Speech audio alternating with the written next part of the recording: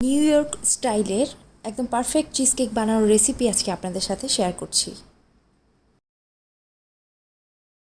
চিজকেকের নিচের বেসটা মানে ক্রাস্টটা প্রথমে তৈরি করে নিচ্ছি। তার জন্য আমি প্লেন ক্র্যাকার নিয়েছি 10 থেকে 12টা, আর এটাকে বেলুন দিয়ে গুঁড়া করে নিচ্ছি।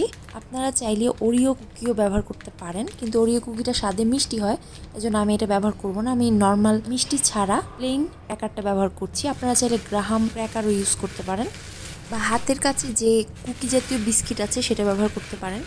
এবারে গুঁড়া করা কুকির সাথে 3 টেবিল চামচের মতো গলানো মাখন আমি মিশিয়ে নিচ্ছি। খুব ভালো করে কাঁটা চামচ দিয়ে মিশাতে হবে যাতে পুরো কুকির মিশ্রণটাতে এটা মিশে যায়।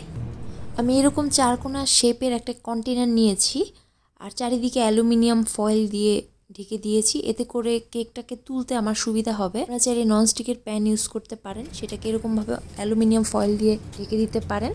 এবারে খুব ভালোভাবে চেপে চেপে চারিপাশে একদম সমানভাবে এই ক্রাস্টটাকে আমি বসিয়ে নিচ্ছি। এই যে খুব ভালোভাবে আমি এটাকে বসিয়ে নিয়েছি। এবার এটাকে ফ্রিজে রেখে দিচ্ছি, আর এর মধ্যে আমি ক্রিম চিজের মিশ্রণটা রেডি করে নিচ্ছি।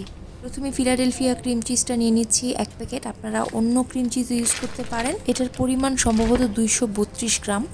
রুম টেম্পারেচারে রাখা একটা ডিম ভেঙে দিয়ে দিলাম, আর আমি এই টক দইটা ব্যবহার করছি 3 টেবিল চামচ পরিমাণের মতো আমি এটা ইউজ করছি, আর 2 টেবিল চামচ পরিমাণের মতো ভ্যানিলা এসেন্স আমি ইউজ করেছি। 2-3 মিনিট বিট করে নেওয়ার পর 1/3 কাপ পরিমাণ চিনি আমি এখানে দিয়ে দিচ্ছি। এবারে খুব ভালো করে আবারও বিট করে নিচ্ছি। যদি লাগে আমি আবারও চিনি দিয়ে দিব। 1 চিমটি পরিমাণ বেকিং পাউডারও কিন্তু আমি এখানে দিয়েছি। একটু থেমে থেমে বিট করে নিতে হবে কিছুক্ষণ পর পর, যাতে পুরোপুরি সিল্কি একটা টেক্সচার আসে। তো আমি আরও 2 টেবিল চামচ পরিমাণ চিনি এখানে অ্যাড করেছি, কেন যেন ভিডিওটা কেটে গেছে। চিনিটা খুব ভালোভাবে যখন মিশে যাবে, এরপরে এখানে আমি 1/3 কাপ পরিমাণের মতো ময়দা দিয়ে দিয়েছি। এবারে আবারও খুব ভালো করে বিট করে নিচ্ছি, তবে ওভার বিট করা যাবে না। আস্তে আস্তে এরকম সুন্দর করে বিট করে এরকম সুন্দর একটা টেক্সচার আনতে হবে। এবারে ফ্রিজ থেকে আমি ক্রাস্টটা বের করে নিলাম, আর এই চিজকেকের মিশ্রণটা এখানে দিয়ে দিচ্ছি। সমানভাবে চারিদিকে ছড়িয়ে দিতে হবে। আর ওইদিকে আমি ওভেনটাকে প্রিহিট করে নিয়েছি 170 ডিগ্রি সেলসিয়াস তাপমাত্রায়।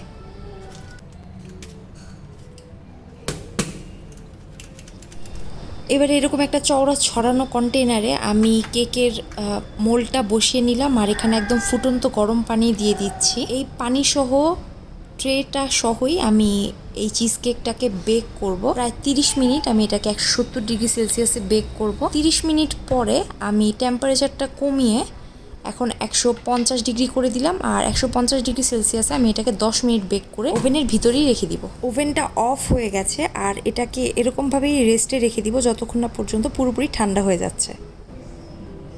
রুম টেম্পারেচার আসার পর আমি এটাকে ওভেন থেকে বের করে নিয়েছি। এবারে আমি এটাকে নর্মাল ফ্রিজে এভাবেই রেখে দিব। ফ্রিজে ঘন্টাখানিক রাখার পর আমি এটাকে বের করে নিয়েছি আর আনমোল্ড করে নিচ্ছি। এটাকে চেষ্টা করবেন 3 ঘন্টার মতো ফ্রিজ করতে, তাহলে এটা খুব ভালো হবে টেক্সচারটা। আমি আসলে এখন অনেক রাত করে আমি ভিডিওটা করেছি, তো ভিডিওটা কমপ্লিট করার জন্য আমি এটাকে অনেক আগেই বের করে নিয়েছি। তো আমি আপনাদেরকে একটু এটাকে কেটে দেখাচ্ছি চিজকেক পারফেক্ট হয়েছে কি না এটা কিভাবে বুঝবেন। উপরের অংশটা যদি একদম ফেটে না যায়, এরকম স্মুথ থাকে, আর চারিদিকটাও যদি স্মুথ থাকে, তাহলে বুঝবেন আপনার চিজকেকটা একদম পারফেক্ট হয়েছে।